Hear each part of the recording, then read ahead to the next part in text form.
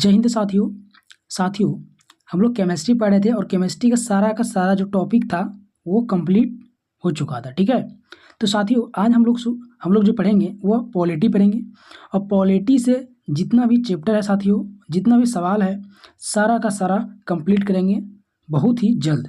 लगभग साथियों 10 से 15 दिनों में पॉलिटी का सारा चैप्टर का जो भी सवाल होगा कंप्लीट कर दिया जाएगा। ठीक है, इसलिए साथियों आज का जो क्लास होगा वो पॉलिटी का पहला क्लास होगा। ठीक है, और पहला क्लास में चैप्टर है साथियों भारत का संवैधानिक इतिहास। आज पहला क्लास है साथियों। आप अगर चैनल में नए हैं तो सब्सक्राइब कर लीजिएगा। डेली आपको MCQ पॉलिटी से रिलेटेड मिलेगा। ठीक है, सुबह 8 बजे। और साथ ही साथ साथियों इसका PDF आपको कहाँ मिलेगा, तो PDF आपको टेलीग्राम में मिल जाएगा। किशन ग्लोबल स्टडीज सर्च कीजिएगा, टेलीग्राम में जाके आपको सारा का सारा PDF मिल जाएगा, सारा सब्जेक्ट का। ठीक है, तो आज का जो क्लास होगा पॉलिटी का पहला क्लास होगा और जो भी सवाल होगा इस चैप्टर में सारा का सारा कंप्लीट कर दिया जाएगा। ठीक है, और साथ ही साथ बता दो साथियों कि हम लोग जो पढ़ रहे थे लुसेंट पढ़ रहे थे और लुसेंट में सारा का सारा जो सब्जेक्ट था वो कंप्लीट हो चुका है लगभग। ठीक है, सिर्फ खेलकूद और पॉलिटी बचा था। तो पॉलिटी भी 10 से 15 दिन में खत्म हो जाएगा और खेलकूद 2 से 3 दिन का क्लास है, उसको भी खत्म करके हम लोग अब मैथ और रीजनिंग में भिड़ जाएंगे। ठीक है, इसलिए साथियों बहुत ही जल्द पॉलिटी खत्म होने वाला है। ठीक है, टेंशन नहीं लीजिएगा। डेली आपको MCQ चैप्टर वाइज डेली आपको प्रोवाइड किया जाएगा। तो आज का जो सवाल चैप्टर रहेगा साथियों वह भारत का संवैधानिक रहेगा। ठीक है, तो बढ़ते हैं इस चैप्टर का। और आज का पहला क्लास कैसा लगेगा साथियों जरूर से जरूर कॉमेंट कीजिएगा। बढ़ते हैं सवाल की ओर।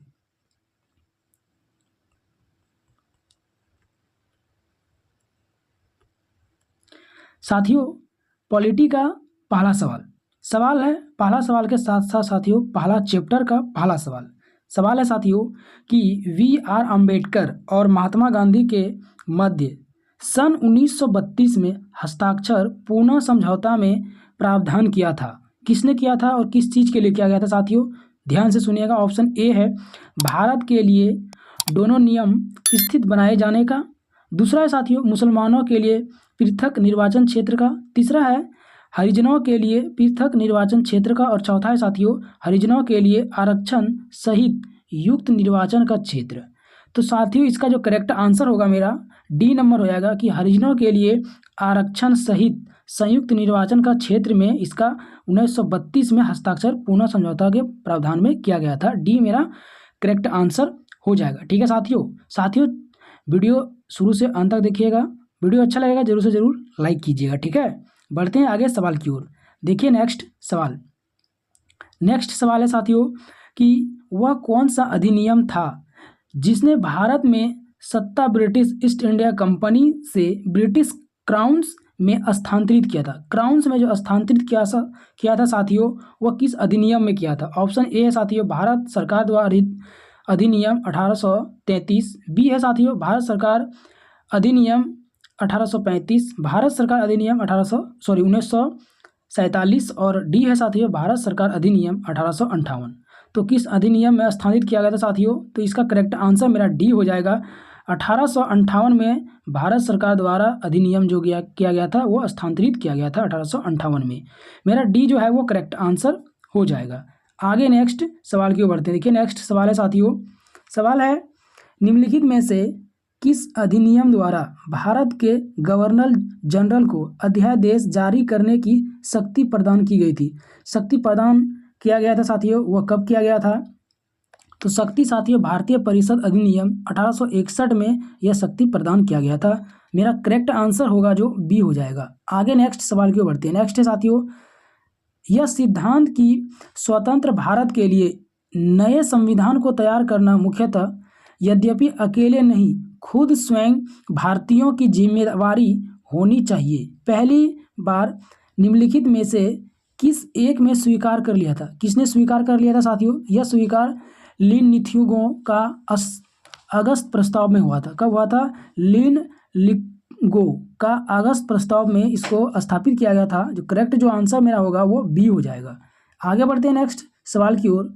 सवाल है साथियों कि रेगुलेटिंग एक्ट जो पारित किया गया था वो कब किया गया था। रेगुलेटिंग एक्ट साथियों या पारित जो किया गया था वह किया गया था 1773 ईस्वी में। ये मेरा करेक्ट आंसर हो जाएगा।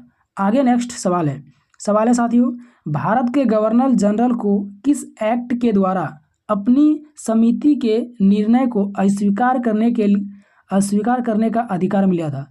अपनी समिति को निर्णय अस्वीकार करने का जो अधिकार मिला था साथियों, वह मिला था मेरा 1786 का एंडजमेंट एक्ट के द्वारा अनियमित को स्वीकार करने को मिला था, अस्वीकार करने को। ठीक है साथियों, 1886 में। सी मेरा करेक्ट आंसर हो जाएगा। आगे नेक्स्ट सवाल है साथियों कि महारानी विक्टोरिया को भारत की सामग्री नियुक्त किया गया था। कब किया गया था इसको नियुक्त साथियों? तो 1876 में इसको महारानी विक्टोरिया को नियुक्त किया गया था, 1876 में। सी करेक्ट आंसर हो जाएगा। आगे देखिए नेक्स्ट सवाल। नेक्स्ट है, सामग्री विक्टोरिया ने 1858 की घोषणा में भारतीयों को बहुत सी चीज़ें दिए जाने का आश्वासन दिया था। निम्न आश्वासनों में से कौन सा ब्रिटिश शासन ने पूरा किया था? ब्रिटिश शासन ने जो पूरा किया था साथियों, वह मेरा था देसी रजवाड़ों की यथा स्थिति बनाए रखेगी। क्या बोला है साथियों? कि देसी रजवाड़ों की यथा स्थिति को बनाए रखे जाएगी। बी मेरा जो है वो करेक्ट आंसर हो जाएगा। आगे बढ़ते हैं नेक्स्ट सवाल की ओर। नेक्स्ट सवाल है साथियों, बहुत इंपॉर्टेंट सवाल है।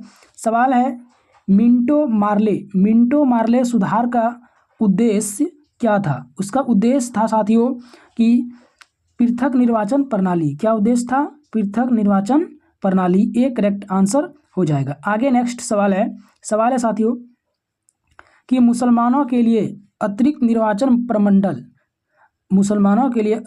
निर्वाचन मंडल प्रारंभ में किसके द्वारा लाया गया था? साथियों ये जो लाया गया था वह मेरा लाया गया था मार्ले मिंटो सुधार 1909 द्वारा लाया गया था। किसके द्वारा लाया गया था?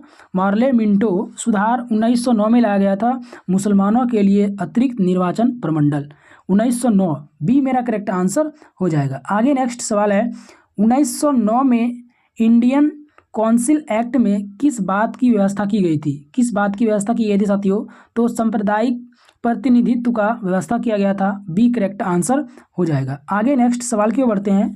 नेक्स्ट साथियों कि मॉन्टेग्यू जेम्स फोर्ड के सुधारक के साथियों क्या बोला है? मॉन्टेग्यू जेम्स फोर्ड सुधार ने प्रावधानों का सार था। प्रावधानों का जो सार था साथियों वह क्या सार था? तो सार था प्रांतों को दोहरा शासन। क्या था? प्रांतों को दोहरा शासन।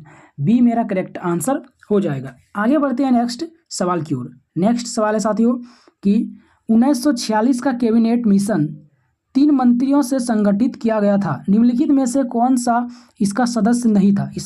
इसका जो सदस्य नहीं था साथियों वह मेरा था लॉर्ड एमरी जो था वो सदस्य नहीं था।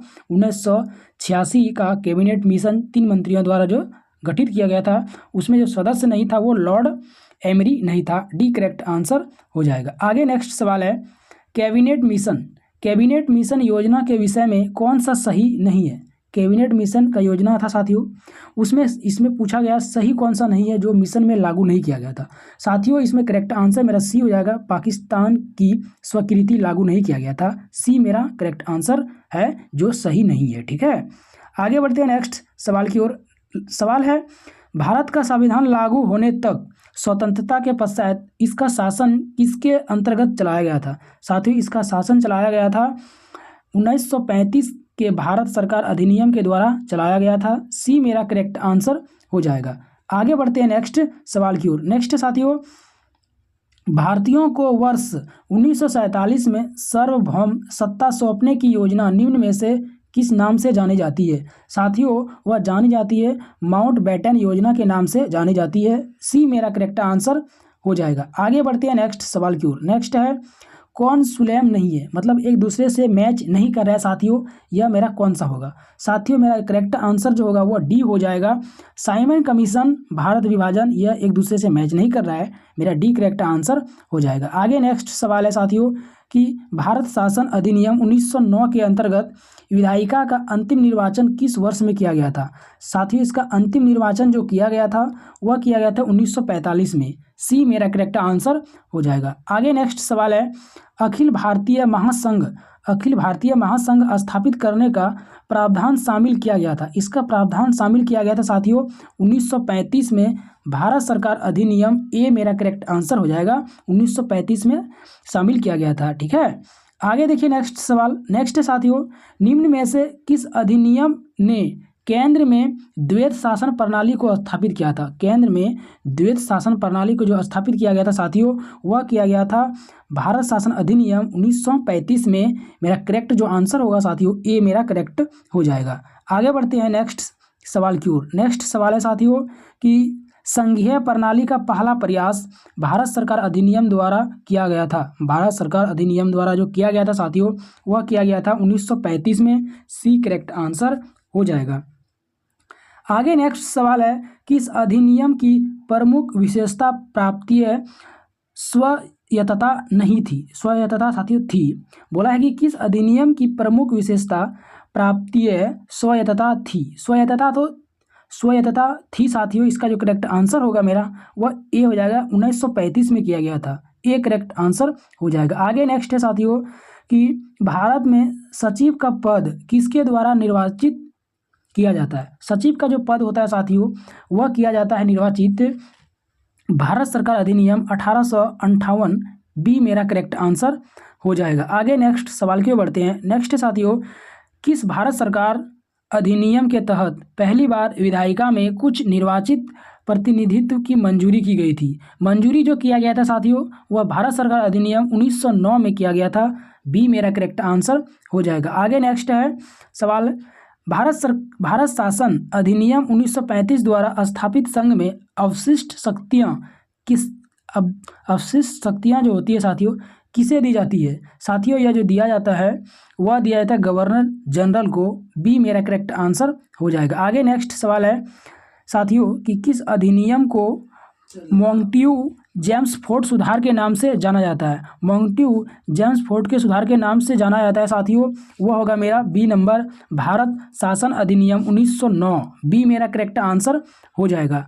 आगे बढ़ते हैं नेक्स्ट सवाल की ओर। सवाल है साथियों, इसमें बोला है सूची 1 और 2 एक दूसरे के साथ सम्मिलित करना है कि एक दूसरे से जो मैच कर रहा है साथियों, वह मेरा होगा ए नंबर। ए का हो जाएगा 2, मतलब अगस्त घोषणा जो है साथियों, वह मेरा हो जाएगा ए का मेरा 2 से हो जाएगा लॉर्ड माउंटेग्यू। ठीक है, और बी में का हो जाएगा 1 साथियों, लॉर्ड लिनलिथगो।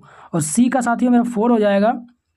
सी का 4 हो जाएगा महात्मा गांधी अगस्त संकल्प। और डी है साथियों मेरा, डी का करेक्ट आंसर जो होगा वह मेरा 2 हो जाएगा, सॉरी डी का 3 हो जाएगा साथियों, मोहम्मद अली जिन्ना। करेक्ट आंसर मेरा ए हो जाएगा साथियों। ठीक है, आगे बढ़ते हैं नेक्स्ट सवाल की ओर। नेक्स्ट है साथियों, सवाल है कि किस भारत सरकार अधिनियम के तहत पहली बार विधायिका में कुछ निर्वाचन प्रतिनिधित्व की मंजूरी की गई थी?